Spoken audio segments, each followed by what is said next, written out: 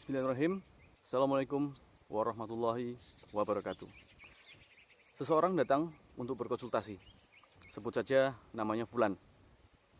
Fulan adalah orang tua dari Ferry, seorang laki-laki berusia 19 tahun. Fulan menguraikan kronologi singkat bahwa pada suatu hari ketika Fulan pergi keluar kota dengan anggota keluarga yang lain, ia meninggalkan anaknya yang bernama Ferry tersebut di rumah sendirian. Pada satu malam, sekitar pukul 2 dini hari, Ferry terbangun dan hendak untuk menunaikan hajatul udhawiyahnya dan mendapati pintu belakang rumahnya terbuka. Padahal Ferry telah menutup dan mengunci pintu belakang sebelum ia berangkat tidur. Dalam situasi itu, Ferry merasa curiga dan mengambil pedang kayu atau boken miliknya yang biasa dipakainya berlatih kendo, berjaga-jaga apabila ia menemui orang yang akan berbuat jahat kepadanya. Benar saja. Beberapa saat kemudian, ketika Ferry memeriksa sekitar rumah, ia mendapati ada orang yang tiba-tiba berlari mengarah kepadanya seperti hendak menyerang. Sehingga dengan sigap dan refleks, Ferry memukulkan pedang kayunya ke arah orang tersebut dan mengenai bagian kepala. Karena pukulan pedang kayu itu, orang tersebut tidak berdaya dan akhirnya meninggal dunia. Pertanyaannya adalah, apakah secara hukum Ferry disebut membela diri?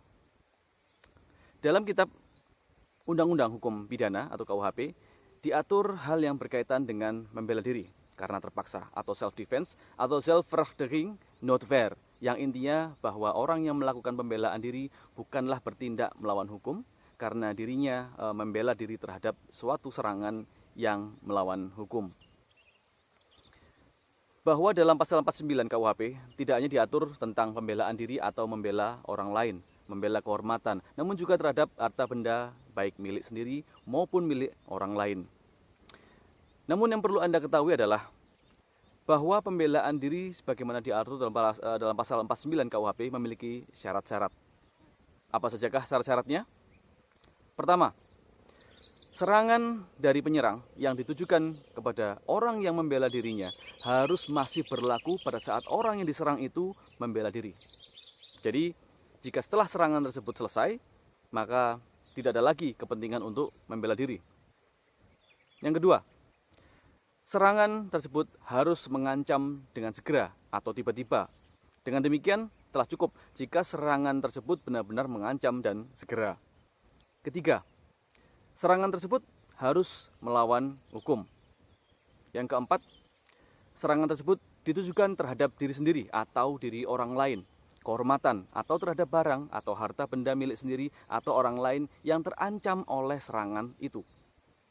Yang kelima, pembelaan harus dilakukan karena terpaksa. Jadi bagi yang diserang, maka pembelaan yang dilakukannya tidak boleh melakukan suatu pelanggaran pidana jika dia dengan jalan yang sah masih dapat menghindarkan bahaya serangan tersebut.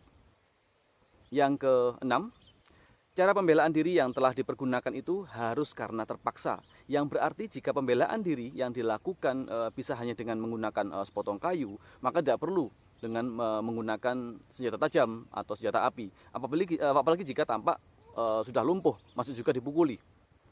Maka berdasarkan seluruh uraian yang sudah disebutkan sebelumnya, pembelaan yang telah dilakukan oleh Ferry paling tidak harus memenuhi syarat-syarat itu. Penyidik atau polisi perlu mencermati lagi penyebab kematian pencuri tersebut. Apakah kematiannya karena semata-mata karena pukulan tersebut, atau karena si pencuri misalnya mempunyai penyakit bawaan sehingga pemukulan itu berkaitan.